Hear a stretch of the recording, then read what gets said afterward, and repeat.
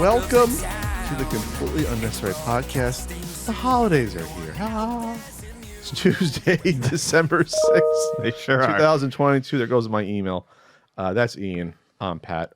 On the show today, what are we talking about on the show today, Ian? What do we got? We'll do the rundown. What do we got here? Okay, don't. We'll be talking about the Smash Brothers tournament mess. The mess. To put it lightly. Am Jesus Prologue is live, the demo for the long-awaited game. We've talked about this game for like 3-4 years. There's a Gran Turismo movie.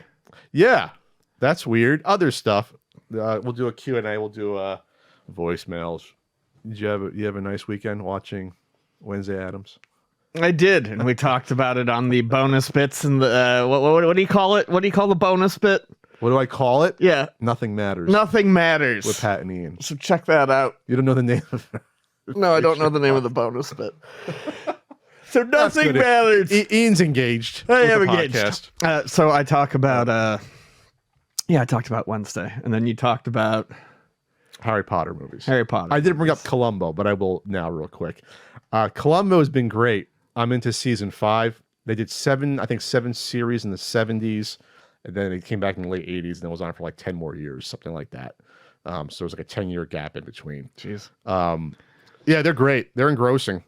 They're a little bit too long, some episodes. The episodes should have been really an hour and a half, not 2 hours on TV. Some of them, it's like they're padding some. But it's interesting because like they'll have him talk to some random ass person for a minute and a half for no reason. Yeah, it's interesting because he's a great actor, but it's like it's not essential to the plot at all. It's just like right. And it's like this is padding. They're padding this for this is feature length. But no, it's been great.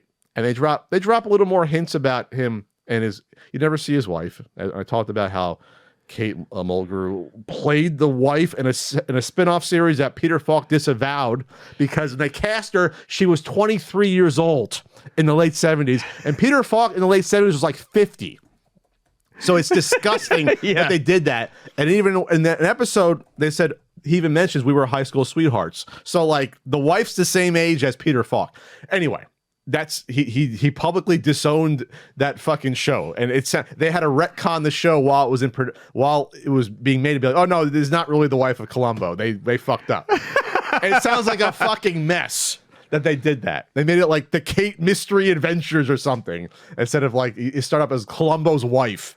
Just horrible. Gotta ruin everything that works. Sorry, it's just.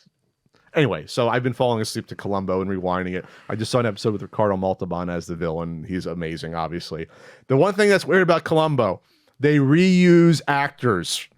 So I've seen the same killer. I've seen an actor play 2 different killers now like 3 times. And I don't know why that is, if they couldn't get enough stars to come in, guest stars, but it just throws me off a little bit. Leslie Nielsen is in 2 episodes. Okay. Never the killer, though. Okay. A youngerish, dashing Leslie Nielsen plays the boyfriend of the killer and thinks she's all innocent. These aren't spoilers. You know who the killer is immediately on these. And then the second time, he is the person getting killed. Which is a shame because he plays sort of like a CIA asset. And you're like, this could be cool to follow him. Is he going to be the killer? No, he's the one that gets killed. So he's in it for like 20 minutes. That's the thing. Like the murders often have like a big lead up. You really learn about the relationship between the killer and the person getting killed. So that's what makes it interesting. Yeah, it's a totally different sort of, You know all the motivation, everything that goes on with these overly convoluted murder plots that happen. Anyway, what's going on? Oh, a lot of trailers came out. Yes, they did. We have trailers for Guardians of the Galaxy 3, Indiana Jones 5, and then Transformers Beast Wars. Did you see that one? No, I did not. I did. I'm not familiar with the Beast Wars cartoon because I thought that CG was ass in the 90s, and people loved that cartoon. I was like, this looks horrible. I never watched it. I mean, the CG's ass, but it was supposed to be a very well-written show. Never watched. I couldn't. When I was like, this is not. I said to myself, this is not. Well, it wasn't. I guess were they even calling it G1 then? I don't know what they called the original stuff in the early 90s, but I was like, I just couldn't get past it. I just couldn't. I couldn't. I mean, I never watched it, so.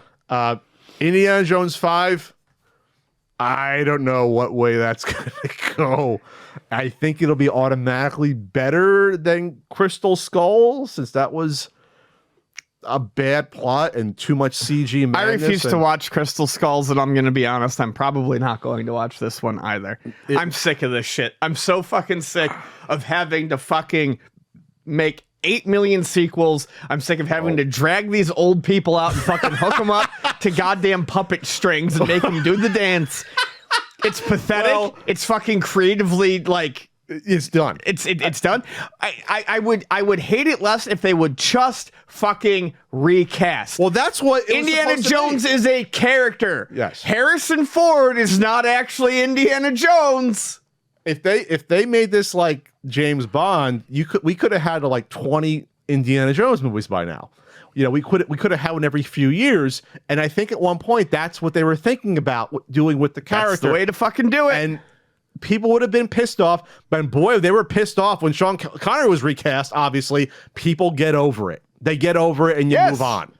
And yes, people will say you're never going to be able to replicate it. That's fine. You'll have someone do their own version of it. That'll be just as good. There's so many things they could, and obviously they did that with the young Indiana Jones. There's been like obviously 3 or 4 Indiana Jones technically, if you count River Phoenix, if you count the 2 or 3 actors that did in the series. So there is a precedent to do this. Just have the balls to do it, because he was too old.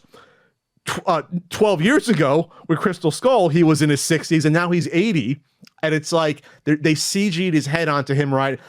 It's bad. I know they can improve the CG. I'm not watching this for the CG. I'm not putting that down. There's time. But like when you have to have another actor ride the horse and CG Harrison Ford onto the... Don't do it. Just don't do it anymore at that point. It's too much. And, and they're gonna play up the age of it more.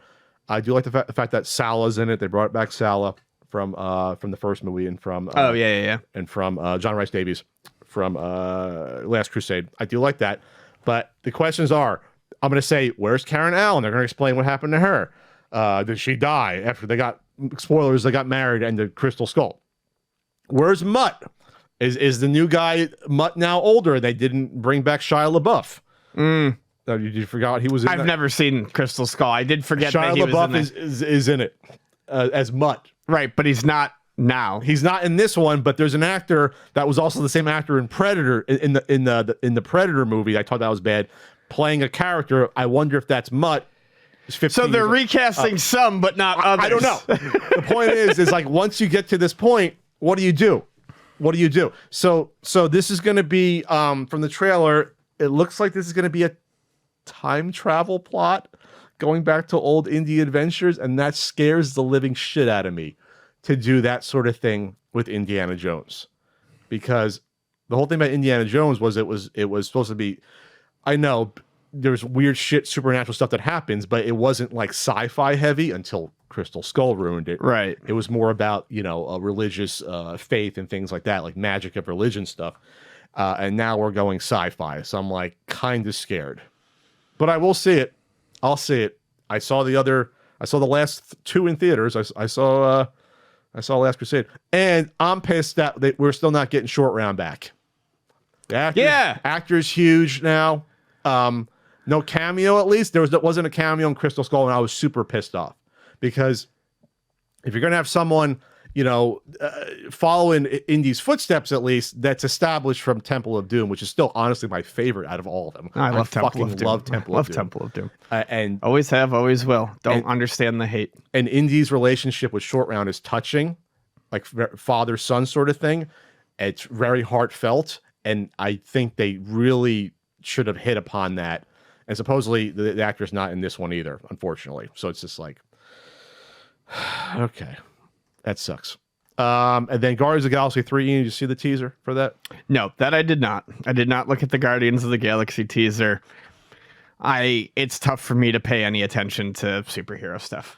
At least, the Guardians of the Galaxy ones are usually a little bit higher upper crust in terms of production. And Sure. I gotta see the holiday special. Looks funny. Did you see that someone at Marvel basically said the other day, we got to slow this down. We put out too much shit. And it's like, no kidding. Oh, really? Yeah. You put that in the docket. Someone said that? Let me see. Not when Disney spent all this money. Well, that's the problem. It's once you get to it too quickly, how do you unwind it and be like, hey, we don't need 5 movies and 3 series every year. What if we do like 3 movies and like a couple of series maybe? And now it's like constant where I'm lost and I can't keep up and I don't watch things anymore. Like that's, some of us have priorities where we can't watch 13 hours of stuff every month. Yeah. Constantly a new show you got to watch to keep up. We can't do it. There was an article about that. Yeah, I'm trying to find it, or someone said something like that, and I can't find it. But yeah, someone said something about how there was someone, I think, that was in Marvel stuff was like, we need to slow it down. Whether or not it's actually going to slow it down. Then they shot him. Then they shot him. then they killed him. Hey, I'm looking forward to Daredevil Reborn. It comes out a year from now. The new Daredevil series. That's going to be good. Obviously, I don't know if they're going to bring back. Supposedly it's going to ignore just about all the Netflix Daredevil series, which is unfortunately because that's the best thing ever that's ever been done with the MCU. That's a bummer. They don't know. I don't know if they've even confirmed that like even Foggy's coming back as a character. They don't even know if he is. Yeah. So, wow. Okay. So I guess I'm less excited about it. Yeah. Then. So, yeah, it's weird. It's like not a continuation, but it's the same character and whatever. D'Onofrio's obviously going to be in it. Yeah. The more cartoonish version of it. If you saw Hawkeye, you see Hawkeye? No. The series that came out a year ago. No. You didn't see it? Okay. No, not yet. Okay. Well, your boy shows up for that. And then Super Mario Brothers trailer. So here's the deal. I've watched it. I have never watched it with the sound on, I realized, because everyone's like, the voices. I just hit play and watched it, and watched the trailer, because I'm more interested in how it looks, and I think it looks fucking fantastic. It looks amazing. Yeah. In terms of visual, looks great. I think it's so weird because the teaser just came out. Like the teaser and trailer usually have more space in between. Mm-hmm. It's been like less than a couple of months. I'm surprised it came out like this. All stuff dropped within like 2-3 days. Guardians of the Galaxy 3, Indiana Jones was almost the same day, and then Super Mario Brothers and the Transformers Beast Wars stuff was all like within a couple of days. I guess they want to beat the Christmas rush, but yeah, there's elements of Mario Kart's in there. They're on carts. There was a Smash Brothers scene where they have Donkey Kong face off against Mario. I don't know how Donkey Kong gets there because it seems like they come from a Brooklyn environment, just like, the OG cartoon. So I don't know. I will say this, though. Chris Pratt's voice still is off. Everyone else, yeah, I'm sure. I have zero complaints about any of the other voices. Chris Pratt's voice, he does a wahoo at the end, which is like, it sounds like he just did it like while he was walking in the hallway. Wahoo. Wahoo. Like there's just no chutzpah behind the voice. Right. I'm not saying it has to be Charles Martinet. I'm not saying it has to be Captain Lou, but it is off compared to everything else. It is just fucking, it is the Wonder Bread of voices. I will say that. Yeah. It's just like the mass consumption, no taste voice. I'll just say that. Sticks to the roof of your mouth. Fucking Wonder Bread was the worst. And Sunbeam. You ever have Sunbeam? Well, did you have that bread? Yeah, Sunbeam. Fucking worst breads ever, both of those. Yep. Wonder Bread had no, like, it seemed like Wonder Bread, when you bit into Wonder Bread, the moisture from your mouth, like, made it a different substance at that point. So it's funny, I actually ate a little bit of that last night. Wonder Bread? We don't ever keep it around, but we had, when we were down in Tijuana, we had, picked up some stuff so we could make, like, sandwiches or whatever, and we never really touched it, but her aunt brought a loaf of Bimbo white bread, which is essentially, it's like Wonder Bread. It's like the Mexican version of white bread, and the loaf has been sitting on top of our microwave for like a week and a half, and of course because it's bullshit white bread, it's not it's still fluffy soft. Like it'll last a month at least. So I made like a casserole last night, and I had put it away. I like put the leftovers away, and I was a little hungry, so I was looking around and I grabbed a piece of the white bread and put some butter on it and used it to clean up all the sauce in the casserole dish as I ate it. It was all right. I mean, it got the job done, but yeah, it's flavorless. It's not bread. It's flavorless. That's why the Europeans make fun of us for our bread. Our bread is awful. Yeah, it is. The bread they come in every morning at 4:00 in the morning, dump it off at the supermarket, whatever. Real quick, Google did a nice thing with their Google Doodle for Jerry Lawson. Yep. Whose birthday was that 4 or 5 days ago. Jerry Lawson, video game pioneer, helped create the I got to be specific now because people come after me. The programmable video game cart, the thing that became the standard. People are like, well, we didn't actually invent the video game cart. It was licensed technology. What they did with the Fairchild Channel F was make it so that they could fucking make boards, ROM boards, and have them be interchangeable and mass produce them. That was extremely important. Yes. Without that, you don't have a home console industry. That's insane that was done. Picture shrinking down gigantic arcade boards to something that you can put a little plastic shell and play. Like, that's obscenely important. And I'm glad that I did not know that was coming. I want people to know that. Like, what? And it was. Did you play the game? I played it for like 45 minutes. I did. I played a couple of the pre-made games. It was cute. It's basically like a little Mario Maker. Yeah. And it was really well done. It was cute. I loved the graphics. I played the Ghost game from start to finish. The Pong. You can make your own Pong game. The Pong game was in there. Yeah. I would have loved to have. Maybe I'll go back to it this weekend and see what people got out of it, because people are always breaking those sorts of things to make share cool stuff. You can share your creation, and you can save, and so like it saved it into your browser cache. When you back later, your saved stuff would be in there, and it was a cute little interface because like it showed the cartridges, the Fairchild carts, the yellow carts, and how you could click on things and and do that, and then you can change it from 8 to 16-bit, which we're fudging 8 and 16-bit, but there was different modes. There was like 5 different appearances. It would change the palette and change how the characters were. Like the ghost, I think there was like a cat one. So it was interesting. And Jerry was the character that you platformed. And the little it was cute. I liked it a lot. Very classy to do that, because he would have been, I think, like 82. He died several years ago, and his family was interviewed. One of the nicest parts was that the Power Up series. I was confused with the Crackle series versus the Netflix. It was the Netflix one, because I don't think I watched the Crackle one.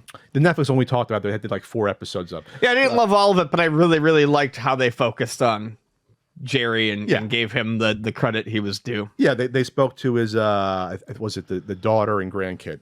I think they went to their house, because that was my idea. Not my idea, but like if I had an idea of doing a overarching series, I was like, yeah, you got to talk to Jerry. Eventually, at the time I didn't know he passed away, but that was I had an idea a few years back, and it's like, someone's got to talk to Jerry. And obviously we're celebrating Atari this year, and we're celebrating Box Odyssey 50. Like this is like a big time for game history, but you got to throw Jerry up there a little bit, and don't come after me how technical we're gonna fucking get. Holy shit, we're not throwing other people under the bus by honoring Jerry. Jesus Christ. Yeah, it's like, relax, get over it. What else is happening, Ian? Oh jeez, everything's happening. Oh, this was funny. I was gonna bring this up because of the Mario thing. The Gears of War designer, please, to keep Chris Pratt away from Netflix movies. This is a quote. Keep Chris Pratt away from the Gears franchise, please. FFS, which is parlance for fuck's sake. So I think that's funny. That was the real Cliffy B. Cliff Bleszinski. Bleszinski, is that how you say it? Mm-hmm. Bleszinski. And then someone put Chris Pratt's face on all the characters, which is funny. I think this is funny. And of course, Bautista, who looks like a character in the game, did a little video of him in the armor. Oh, of course. Did that. I think that's funny. He said, I can't make this any easier, and tweeted out him in Gears of War armor. Microsoft is raising the prices on their new first-party games to meet... it's going to meet what Sony charges for a lot of their games now. They're raising it to $70 in 2023. That's going to be for all first-party games built for Xbox Series X and S. I don't have a whole lot to say about this, but when Sony did it, it was only a matter of time before Microsoft did it. Excuse me. And I can tell you right now that Game Pass is not going to stay at $15 a month. You think it's sustainable? No, I don't. I think it's going to have to jump to 20. I don't think Microsoft will do more than 20 initially, because they've really kind of been focusing on the price of Game Pass being a great deal. Sure. So I think you can bump it up to 20 and still get away with that. I think if they do 25, that's when stuff is going to fall off. I think they'll hold off on a price bump, but I would say that we will definitely see a Game Pass price bump in 2023, if not right away. Oh, well, we're predicting it. Well, Ian, I'll call you Ian Pactor over here. I think that's a pretty safe bet. If they're raising the price of the retail games, they're going to raise the price. They're going to raise it a third, 15 to 20. I think so. Wow. Yeah. Okay.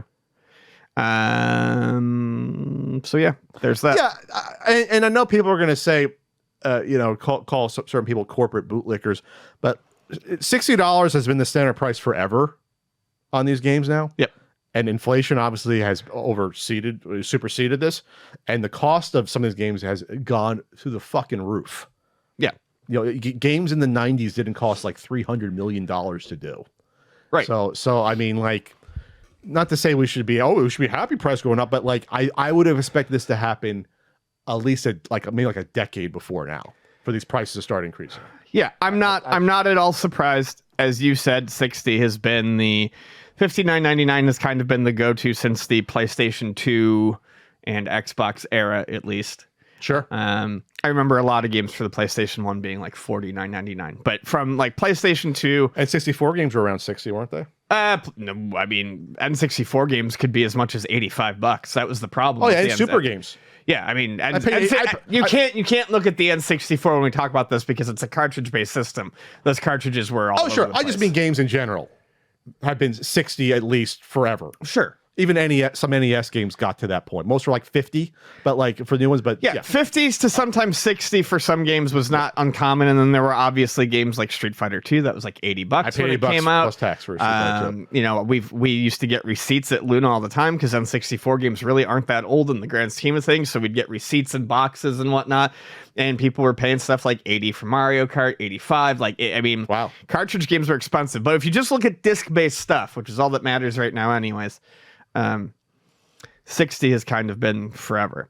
I don't mind the price hike in that regards. I want, these teams to get paid more. What I hate is I just hate the nickel and diming of it. And I wish they would I understand that they need the tail of revenue. They need that revenue to kind of be spaced out for the year. But I've always said on here, I wish they would just charge what they think a game is worth instead of not having, an industry standard. Sure. Is this game really, really big and doesn't have a lot of content? Then charge me $100 for it and leave the season pass out. But that's psychologically and marketing. I know it's very tough. For some people, it's easier. Like me, for other people, it's a lot harder. I get it. Some people be like, "Oh, I don't want to pay $100 now," even though they might be paying more than that over a year or two, like you said. Like they could be paying. No, I get it. I mean, it's an opinion. It's a me thing. Yeah. No, I get it though. Plus, it's always like, well, what is the final cutoff point? Maybe they want to come up with something later, but no, I get it. There's no tail end of adult.nintendo.com. No, bad. You buy something once, you get it. There's no DLC. Okay. The books. You saved it. The Super Nintendo NES books. You buy one enamel pen to see a podcast. What you pay once. I won't ask you for money again. We won't ask you for money. RBI baseball stickers. Hey, good stocking stuffers. All this stuff. Enamel pins. Not for resale, Blu-ray, video game. Stuff your stockings with mine and Pet's fat fotches. Fat fotches? Fotches, yeah. NES Punk DVDs still sell every now and then at ultimatenintendo.com. I'll be on Cameo. To that one dude who's just living in the woods. Hey, I just sold on Amazon yesterday to someone. Don't call out people. They're keepsakes. They're keepsakes. I don't know people are playing keepsakes. I still sell DVDs at convention. I don't know if people are actually watching them or just they're keepsakes. Okay. I'm running out of volume 4 DVDs. They're running down. Yeah, when was the last time you printed them? The Roaring 20s? Wow, man.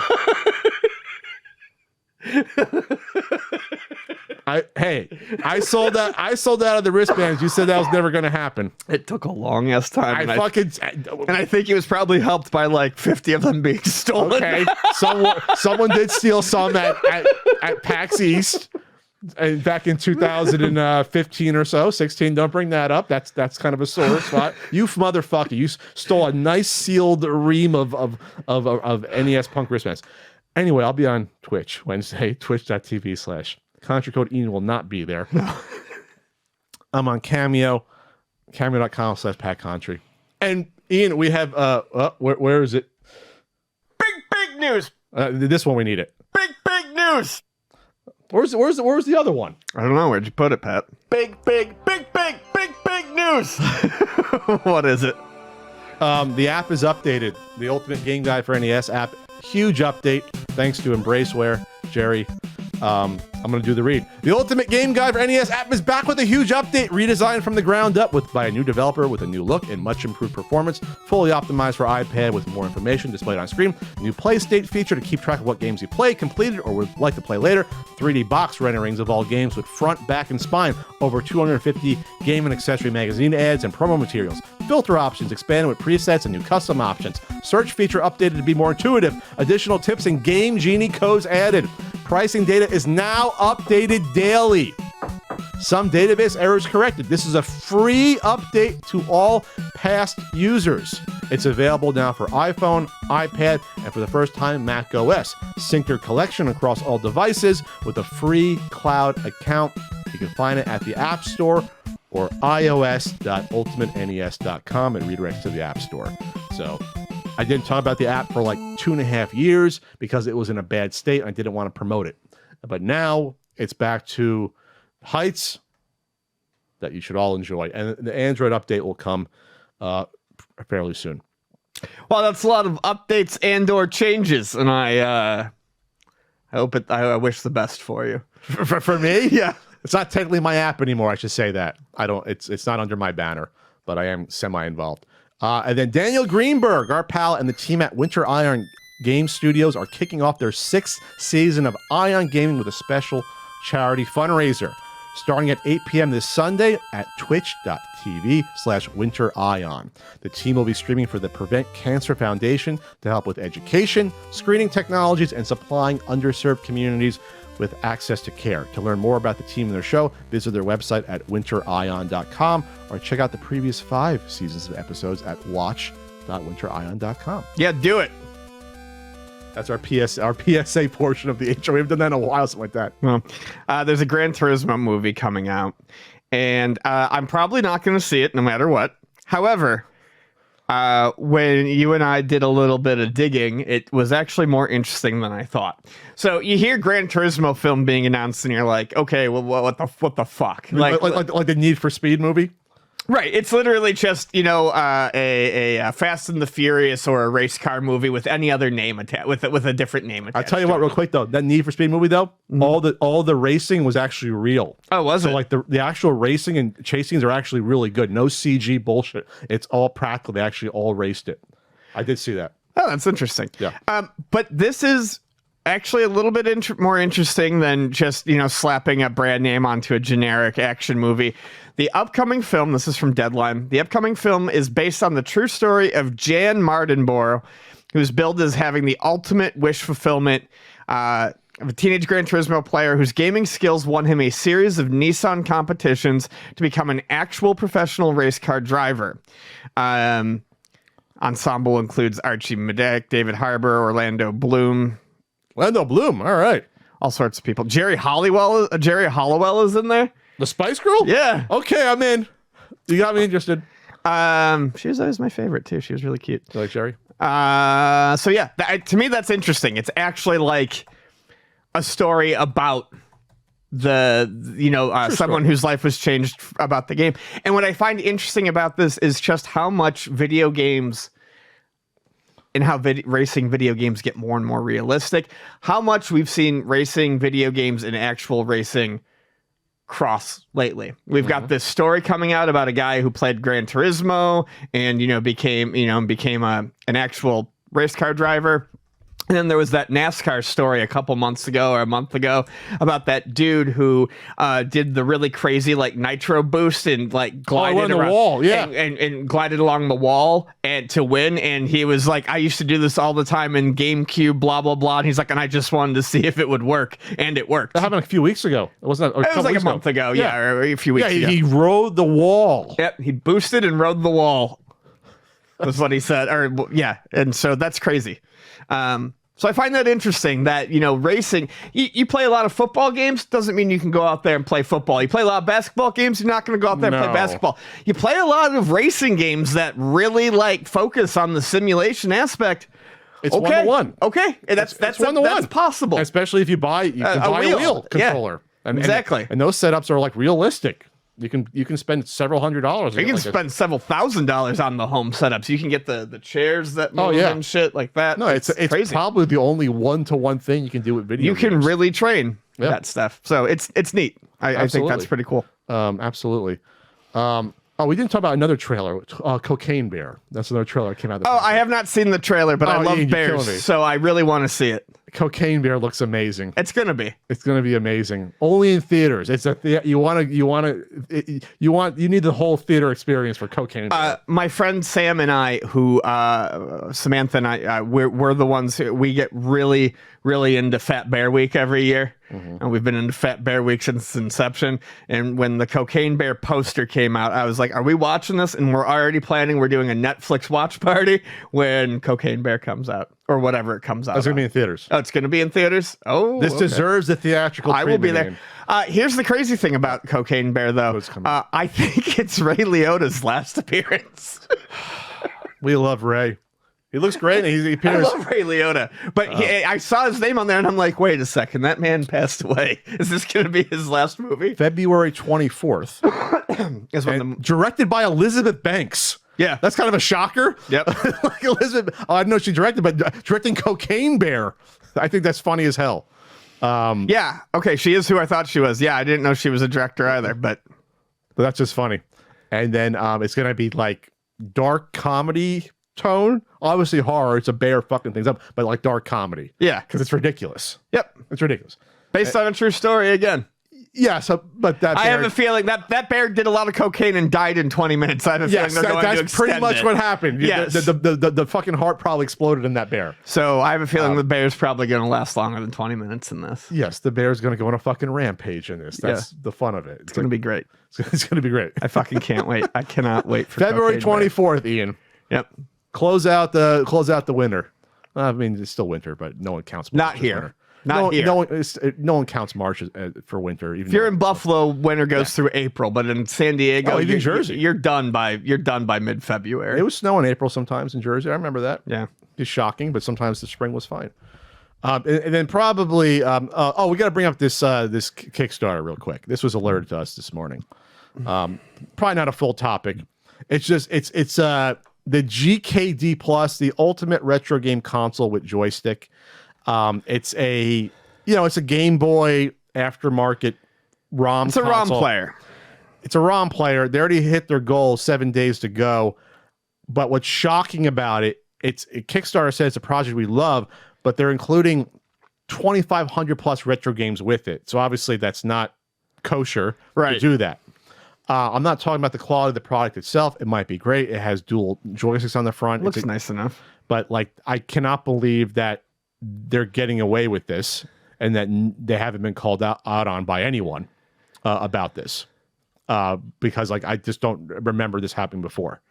Even that Dreamcade got around it by saying, hey, we're going to have an app and you can take pictures of games. Right. And then we'll automatically populate the ROM on your console. And I'm like, well, that's fucking illegal to do that. But this is just weird. I don't know. That's the only thing I have to say about it. Yeah. I mean, it looks like a decently nice enough, system, Game Boy Color sized, 2 joysticks, etc., but not at all the sort of thing that you would expect to see hit the front page of fucking Kickstarter. Yeah. Yeah. I'm hoping that they've done another handheld before this, but I just don't know why. Yeah. I don't know why Kickstarter would pick it out. Whatever. It stinks. That's the world. People don't care anymore. This is a topic dear to our hearts, or we'll just say an update on this. More dear to your heart. We love this. This is ridiculous. We talked about this, I think, before the pandemic. Oh yeah.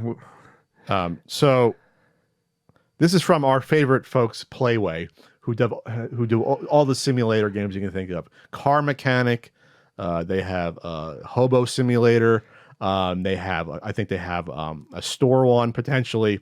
This was the one that we first discovered about them, though. I Am Jesus Christ. This is the one that brought them to our attention. And I think they even sent me a code at one point. I got to find where that code is to sample this. I guess when it was pre-beta. So this is, I think you can, download the prologue, I think, to this, and there's YouTube video on this. This is Jesus starting on his journey, still in Nazareth, and going to get baptized by John the Baptist. And just the early days of Jesus. We skip over the Bible skips over the most part of the childhood, unless you go to the apocryphal Bible stuff. Right. You find about they found him at the temple. He ran away, but that's like a one minor story in the four Gospels.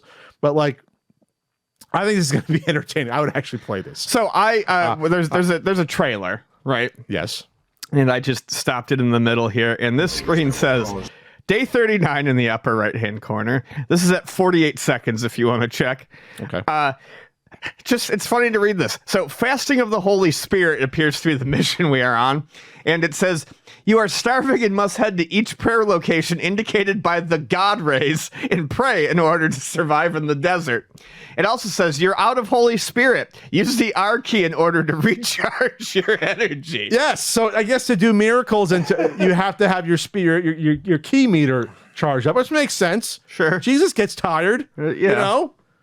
So you got to go to the pears and eat some pears in the desert? No, you got to pray at the God rays, it says. Okay. It shows him turning water into wine, and then a man. That's a classic. Then a man says, this wine... It's better than what we typically had. This wine is better than the wine we had before. Thank you. You have saved the day. Yes. That's from the Bible. Yeah. They say this is better than the wine we had. Thank you have saved the day. I'm not sure that's in the Bible, but in general, that's what happened. That was one of the earlier miracles. They ran out of wine at the wedding, and then Mary's like, hey, Jesus, help us out. Whip up some grape juice. I got a son who can do something. Give me what. And then he said, help us out. And she's like, all right, here's some wine. Get drunk. It's on Jesus. And that's what happens. I'm actually unironically saying, like, this looks entertaining to play. I actually do. You're playing as a son of God and doing miracles. I think that could be fun. I don't know how the Garden of Gethsemane is going to work. Gethsemane. How's it going to work? Are you going to like push back the Roman soldiers? Like, how is it going to? It was just going to be. You're going to use some force powers. Well, because that's actually that's where they arrested him. Yeah. Are you going to be some force powers, or you stop Peter from slicing the guard's ear off and Jesus heals it? I know my gospel. Like how's that going to work, that part? I'm like kind of interested. Some good comments here on this. Are you going to fuck up shit in the temple? With all the fucking dealers, the money lenders, and the gamblers. Jesus fucked up the flea market at the temple. Basically, Are you gonna play that? I'm like seriously interested in some of this. How this is gonna work? There's some good comments on the YouTube. I don't have the link to it. Oh, yeah, there it is. As a video game protagonist, Jesus is now officially eligible to appear in future iterations of Super Smash Brothers. You're not wrong. Revelations DLC gonna be fire. Finally, a game where rising from the dead over and over makes sense. Okay. They really nailed the T poses. Over 2,000 years of developmental hell. That's actually funny. It really makes you feel like Jesus. 7 out of 10 IGN. I'm gonna buy this game for my brother. He doesn't play video games, but he's a huge Jesus fan. I'm not trying to be sacrilegious, by the way. I just think it's funny. I was raised Catholic. Well, this person says, I'm a Christian, but the you are out of Holy Spirit energy sent me. I honestly think this could be, and I looked at the gameplay of it, and they put in Bible passages. They're spoken as you go through. I think they know the audience, and I think they know how silly it is, but also they're going to be respectful to the religious following. I'm being serious as much as I can. I just think it's funny because we talked about this for like 3-4 years. Yeah, I know. This game, and it's fine. It's coming out next year. It says Q2 of next year, Q2, and that's all I got, Ian. That's all I got. All right. Well, we'll see how it is.